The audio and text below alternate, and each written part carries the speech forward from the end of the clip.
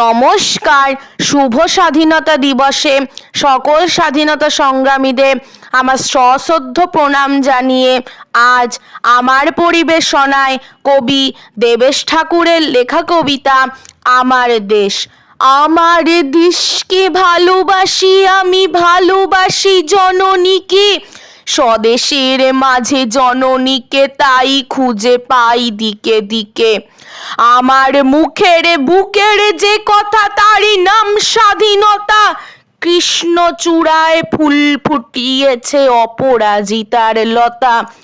একক মানুষ সমবেত হয় বহু কণ্ঠের কথা, বহুর মধ্যে একাও জেগেছে তারই নাম স্বাধীনতা।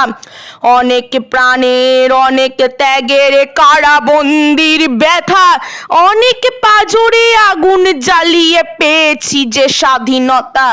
রক্ষা করেছি করটির মাঝে সমূহ নিজস্বতা, এক থেকে দ্রোহে একাকার হওয়া তারই নাম স্বাধীনতা। সব ধর্মের সব বর্ণের আনন্দ গান ব্যথা, জাতি জনজাতি সৌহার্দের নাম তাই স্বাধীনতা। কোটি আমি মিলে আমরা হয়েছি, রুখে দাঁড়িয়েছে মাথা। প্রীতি স্নেহ সুখ সমন্বয়ের নাম শুধু স্বাধীনতা।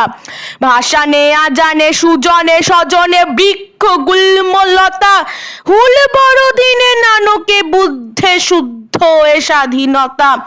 বেড়ার মধ্যে বেড়া বাঁধি না কো, নানা ভাষা নানা বেশ, আমি তুমি মিলে আমরা হয়েছি সেই তো আমার দেশ।